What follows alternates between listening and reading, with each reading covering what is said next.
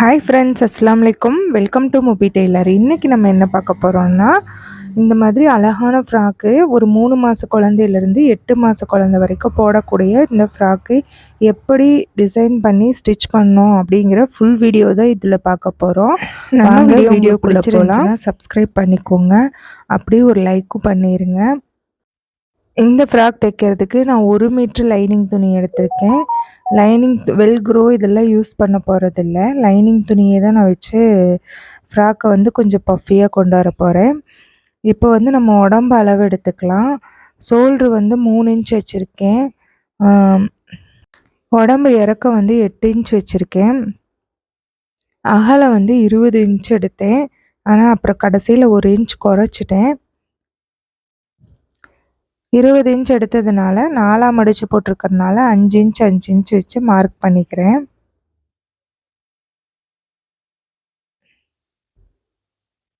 இந்த ஃப்ராக்குக்கு அளவு எதுவும் கொடுக்கல. நான் ஏற்கனவே ஒரு குட்டி குழந்தையோட அளவு எடுத்தது இருந்தது.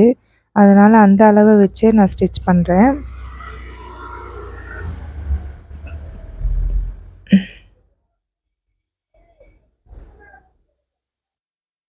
இந்த கட் பண்ணி எடுத்துக்கலாம்.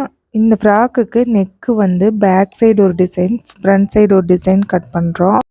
நார்மலாக இல்லாமல் கொஞ்சம் வித்தியாசமாக இருக்கட்டும்ங்கிறதுக்காக பேக் சைடில் க்ளோஸ் நெக் வெட்டி ஒரு பாக்ஸ் டைப்பில் ஒரு ஹோல் கொடுக்குறேன். அதிகமாக இந்த குட்டி குழந்தைங்க ட்ரெஸ்லேயே எல்லாம் இந்த மாதிரி எல்லாம் டிஃப்ரெண்ட் டிசைன் எல்லாம் இருக்காது ரெடிமேடில். ஃப்ரண்டில் வந்து நார்மல் ரவுண்ட் நெக்கு அப்படி கொடுக்குறேன்.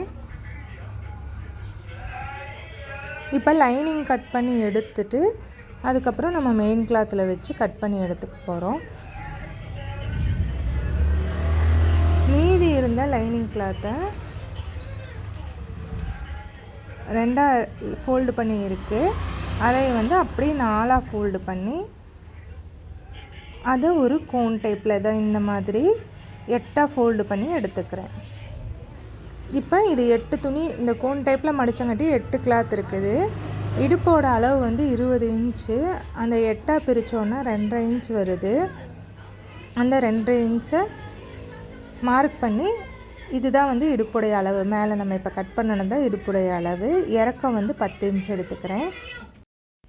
இப்போ இடுப்பினுடைய அளவை 10 இன்ச் அளவுக்கு கீழே இறக்கம் கரெக்டாக கொஞ்சம் தூரத்துக்கு ஒருக்கா வச்சு வச்சு மார்க் பண்ணி அதை கட் பண்ணிக்கலாம்.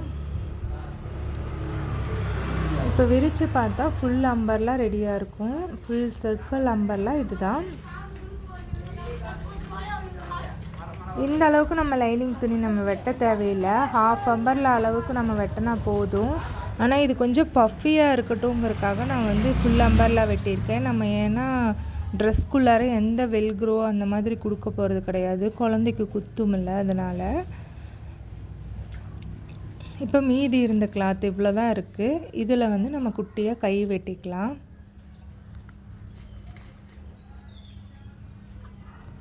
கையுடைய அளவெல்லாம் இல்லை, நம்ம ஆம் ஹோல் வெட்டினதை வச்சு பார்த்தாலே தெரியும் இந்த அளவு கரெக்டாக இருக்கும்ண்டு. அதை வச்சு நான் கை கட் பண்ணிக்கிறேன். இப்போ முன்கைக்கும் கட் பண்ணி எடுத்துட்டேன். இப்போ அந்த கட் பண்ண அம்பர்லாவை லைனிங்கை வச்சு இது வந்து 8 ஃபோல்டாக மடித்து போட்டிருக்கேன். இந்த துணி வந்து 8 ஃபோல்டாக மடித்து போட்டிருக்கேன். அதை நான் 1 இன்ச் அளவுக்கு இறக்கம் எச்சா, லைனிங்கை விட 1 இன்ச் அளவுக்கு இறக்கம் எச்சா வச்சு நான் கட் பண்ணிக்கிறேன். இப்போ 2 அம்பர்லா நமக்கு கிடச்சிருக்கு. ஃபுல் அம்பர்லாவே 2 கிடச்சிருக்கு. அதுலேருந்து 1 எடுத்து 2 இன்ச் அளவுக்கு நம்ம சின்னது பண்ணி கட் பண்ணிக்கிறோம். இறக்கத்தை 2 இன்ச் அளவுக்கு நம்ம கட் பண்ணி எடுத்துக்கலாம். இப்போ அந்த கட் பண்ண துணியும் நமக்கு வந்து யூஸ் ஆகத்தான் போகுது, வேஸ்ட்டாக போகிறதில்ல. இப்போ 2 லேயர் வந்துருச்சுல்ல, நான் அதே மாதிரி இன்னொரு லேயருமே கட் பண்ணி எடுத்துக்கிட்டேன். இப்போ எல்லாம் கட் பண்ணி எடுத்தாச்சு. இப்போ பாருங்கள், 3 லேயர் கீழே வந்து ஃப்ராக்குடைய இது வந்து 3 லேயர் இருக்க மாதிரி நான் கட் பண்ணி எடுத்துக்கிட்டேன். இது வந்து ஃபஸ்ட்டு லேயர். இந்த லேயர் தான் நான் கட் பண்ணுறது நம்ம வீடியோவில் காட்டலை. இது ஃபஸ்ட்டு லேயர்.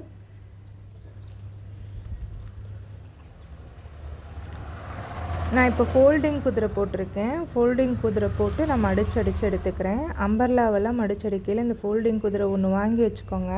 நான் வந்து இங்கே இருக்க லோக்கல் ஷாப்பில் தான் வாங்கினேன். 200 ருபீஸ் இந்த ஃபோல்டிங் ஃபுட்னு கேட்டாலே கொடுப்பாங்க.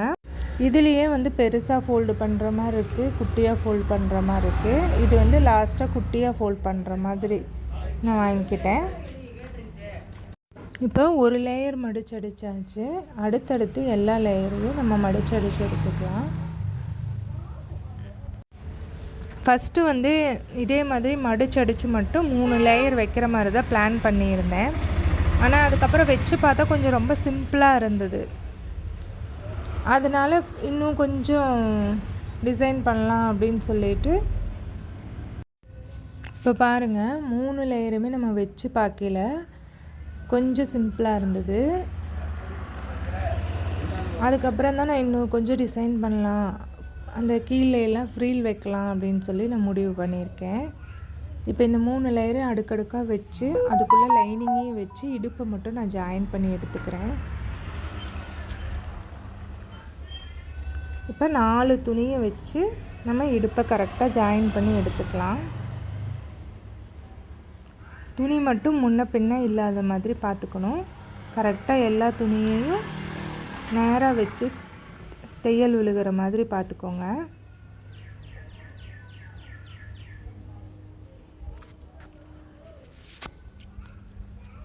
பெரியவங்க ட்ரெஸ்ஸை காட்டிலும் குட்டி குழந்தைங்க ட்ரெஸ் தைக்கையில் தான் ரொம்ப இடுக்கு பிடிச்ச மாதிரி இடைஞ்சலாக இருக்கும்.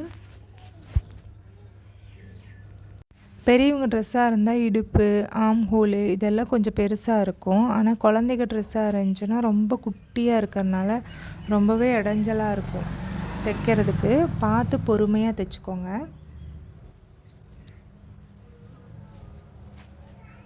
எனக்கு இந்த ட்ரெஸ் தைக்கிறதுக்கு கிட்டத்தட்ட 4 மணி நேரம் ஆச்சு. அந்த ஃப்ரீலெல்லாம் வைக்கிறதுக்கு ரொம்பவே டைம் ஆச்சு. ஆனால் ரொம்ப ஈஸி தான், ஆனால் டைம் வந்து எடுக்குது இந்த ட்ரெஸ் தைக்கும்போது. நம்ம துணியை வச்சு எந்த டிசைன் பண்ணனாலுமே டைம் எடுக்க தான் செய்யும் லுக்கு வர்றதுக்காக.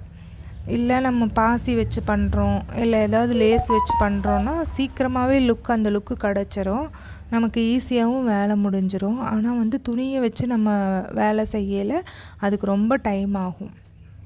இப்போ பாருங்கள், இடுப்பு ஜாயின் பண்ணதுக்கப்புறம் இப்படி தான் இருக்குது.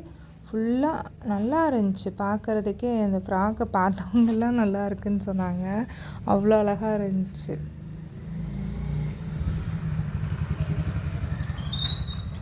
இப்போ வந்து அந்த ஒவ்வொரு எட்ஜ்லேயும் நம்ம வந்து ஃப்ரீல் வைக்கிறதுக்காக நான் துணி வெட்டி ஜாயின் பண்ணி எடுத்துக்கிறேன். அவங்க கொடுத்த துணியில் வந்து இது ஜாயின் பண்ணது போக மீதி துணியே இல்லை. இந்த ஃப்ரீல் வச்சதுக்கு கட் பண்ணது போக மீதி துணியே இல்லை, அந்த அளவுக்கு இருந்துச்சு.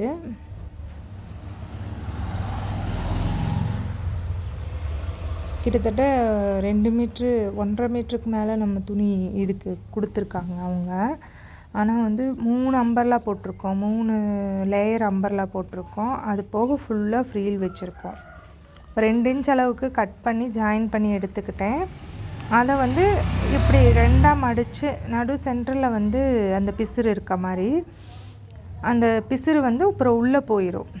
வச்சு தைக்கையில் ஃப்ராக்கில் வச்சு தைக்கையில் உள்ளே போயிடுற மாதிரி இப்படி ஃப்ளீட் பிடிச்சி எடுத்துக்கிட்டேன். ஒரு லேயருக்கு வந்து நான் துணியிலேயே வச்சு ஃப்ளீட் பிடிச்சேன், அது ரொம்ப டைம் ஆச்சு லாஸ்ட் லேயருக்கு. அதனால் இந்த நடு லேயருக்கு வந்து நான் தனியாக பிடிச்சி எடுத்துட்டு அதுக்கப்புறம் நான் வச்சு ஸ்டிச் பண்ணிக்கிட்டேன். ஃபஸ்ட்டு லேயருக்கு வந்து தனியாக பிடிச்சி எடுத்துகிட்டு அதுக்கப்புறம் வச்சு ஸ்டிச் பண்ணிக்கிட்டேன். அடுத்த லேயருக்குமே அதே மாதிரி தான். ஆனால் இது வச்சதுக்கப்புறம் நல்லா கிராண்டாக இருந்துச்சு ஃப்ராக் பார்க்குறதுக்கு.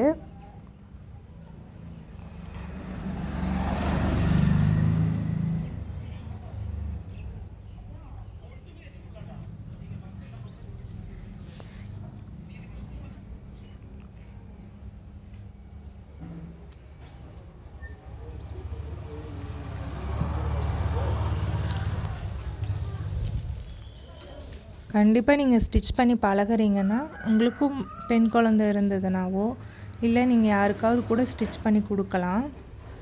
இந்த மாதிரி ட்ரை பண்ணி பாருங்கள். நார்மல் நம்ம வேஸ்ட்டாக இருக்க சாரீ கிளாத்தில் கூட நம்ம ஸ்டிச் பண்ணலாம். ஏதாவது சாரீ நமக்கு யூஸ் பண்ணாமல் வச்சுருப்போம், அந்த மாதிரி சாரீ கிளாத்தில் தாராளமாக இந்த மாதிரி ஃப்ராக் ஸ்டிச் பண்ணலாம். சூப்பராக இருக்கும்.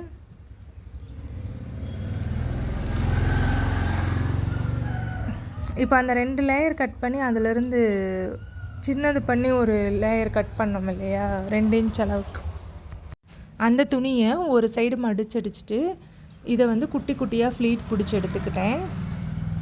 இந்த ஃப்ளீட் நானாக பிடிக்கல, அதுவாக பாபின் நூல் சிக்கி இழுத்ததுனால நல்லா ஃப்ளீட்டாக வந்துருச்சு அழகா. சரி அப்படின்னு சொல்லி அதையே நான் யூஸ் பண்ணிக்கிட்டேன். இப்போ கைக்கு வந்து டிசைனாக கை வேணும்னு கேட்டிருந்தாங்க, வித்தியாசமாக இருக்கணும் கை அப்படின்னு கேட்டிருந்தாங்க. அதனால் கைக்கு வந்து ஃபினிஷ் பண்ணி எடுத்துகிட்டு இந்த ஒரு லேயர் இது வச்சுட்டு, இந்த ஃப்ளீட் பிடிச்ச துணியை ஒரு லேயர் வச்சுட்டு அதுக்கு மேலே நான் வந்து இன்னொரு அந்த ஃப்ளீட் பிடிச்சி வச்சுருந்தோம் இல்லையா, அந்த துணியை வந்து நான் வச்சு எடுத்துக்கிட்டேன். இந்த தையலுக்கு மேலே தெரியாத மாதிரி இந்த துணியை நான் வச்சு எடுத்துக்கிட்டேன். இந்த ஃப்ளீட்டை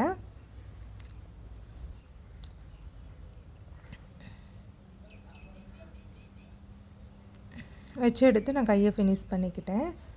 மேலே வந்து 2-3 பஃப்பும், கையோடைய கீழே 2-3 பஃப்பும் வச்சுருக்கேன் குட்டியாக. அப்போ வந்து இன்னுமே கொஞ்சம் கை வந்து பஃப்பாக தூக்கின மாதிரி இருக்கிற மாதிரி. அதுலேயே மீதி இருந்த துணியை நான் கழுத்துக்கு வச்சுட்டேன். அந்த ஃப்ளீட் பிடிச்ச கிளாத்தை மீதி இருந்ததை கழுத்துக்கு வச்சுட்டேன். நெக்கு வந்து நான் ஆல்ரெடி அடித்து திருப்பி எடுத்திருந்தேன், அது மேலே வச்சு நான் ஸ்டிச் பண்ணேன். அந்த ஷோல்டருக்கிட்டால் நான் கொஞ்சம் அந்த சுருக்கமாக வச்சு அதை ஃபினிஷிங் பண்ணி எடுத்துக்கிறேன். இப்போ அதுக்கு மேலேயும் இந்த இன்னொரு சின்ன ஃப்ளீட் பிடிச்சதையும் நான் வச்சு ஸ்டிச் பண்ணிக்கிட்டேன்.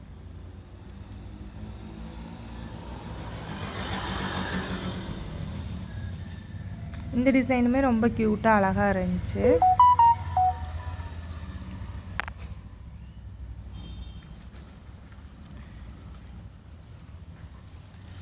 இப்போ பேக் சைடு நெக்கு கம்ப்ளீட் பண்ணிக்கலாம். நான் லைனிங் மட்டும்தான் கரெக்டாக கட் பண்ணி எடுத்திருந்தேன். மற்ற துணியெல்லாம் சும்மா அவுட்லைன் மட்டும்தான் கட் பண்ணி எடுத்திருந்தேன், நெக்கெல்லாம் கட் பண்ணி எடுக்கலை. அந்த லைனிங்கோட அளவை வச்சு நெக்கு நான் இப்படி ஸ்டிச் பண்ணி அந்த ஜிப்புக்கு விட்டதையும் ஸ்டிச் பண்ணி எடுத்துக்கிட்டேன். ஒட்டுக்காவே நெக்குடைய இதையும் ஸ்டிச் பண்ணி ஜிப்புக்கு விட்டுருந்ததையும் ஸ்டிச் பண்ணி எடுத்துட்டேன்.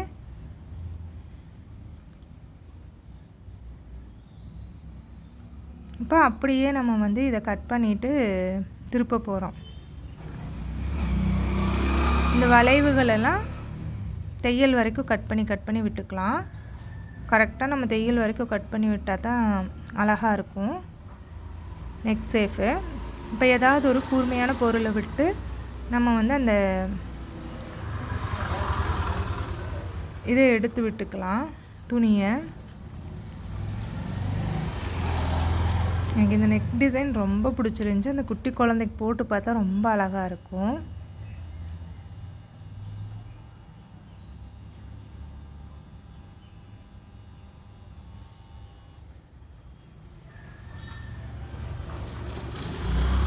இதே மாதிரி இன்னொரு பக்கமும் நான் வந்து ஸ்டிச் பண்ணி எடுத்துக்கிட்டேன். இப்போ பாருங்கள், அந்த மேலே ஓப்பன் நம்ம விட்டுருக்கிற இடத்துல ரோப் வைக்கலாம். இது வந்து ரொம்ப குட்டி குழந்தைங்கிறதுனால ஒரு ஹூக் மட்டும் நான் வச்சு கம்ப்ளீட் பண்ணி எடுத்துக்கிட்டேன். ரோப் வச்சா கொஞ்சம் இம்சையாக இருக்கும்.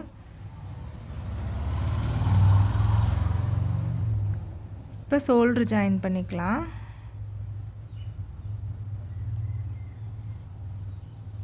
இப்போ கை அளவாக இருக்கான்னு பார்த்துட்டு கை ஜாயின் பண்ணி எடுத்துக்கலாம். கை ஜாயின் பண்ணையிலேயே கொஞ்சம் இடைஞ்சலாக தான் இருந்துச்சு. அந்த ஃப்ளீட் வந்து மாட்டுற மாதிரி அதை எடுத்து பார்த்து எடுத்து விட்டு தைக்க வேண்டியதாக இருந்துச்சு.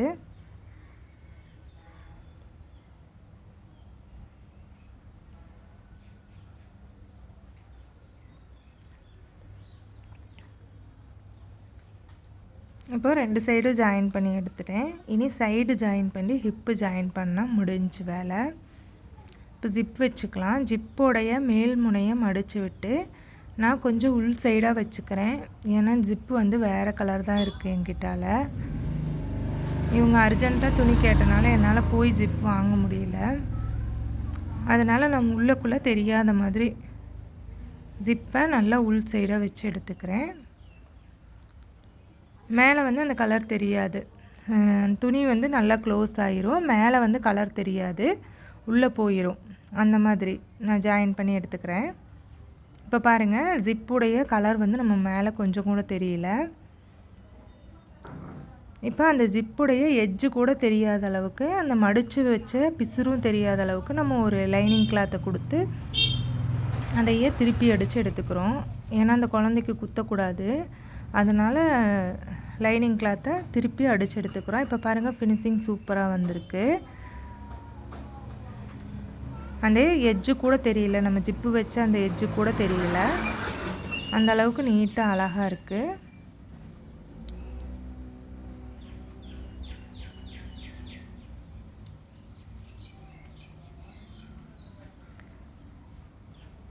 இப்போ சைடு ஜாயின் பண்ணிக்கலாம். சைடு ஜாயின் பண்ணிவிட்டு இப்போ இடுப்பு சுற்றியும் ஜாயின் பண்ணி எடுத்துக்கிறேன். அவ்வளோதான், ஃப்ராக் ரெடி ஆயிடுச்சு. இதை நான் தச்சு முடித்ததுக்கப்புறம் பார்த்துட்டு ஃப்ரண்ட்டில் வந்து ஒரு பவு ஆட் பண்ணியிருக்கேன். பேக் சைடில் கயிறும் ஆட் பண்ணியிருக்கேன். அது வந்து நான் என்னால் கவர் பண்ண முடியல. இந்த ஃப்ராக் எப்படி இருக்குதுன்னு சொல்லிவிட்டு கமெண்டில் சொல்லுங்கள். உங்களுக்கு பிடிச்சிருந்தா ஒரு லைக் பண்ணுங்கள். இது வரைக்கும் சப்ஸ்கிரைப் பண்ணாமல் நம்ம சேனலில் பார்த்துட்டு இருந்தீங்கன்னா சப்ஸ்கிரைப் பண்ணிக்கோங்க. தேங்க்ஸ் ஃபார் வாட்சிங்.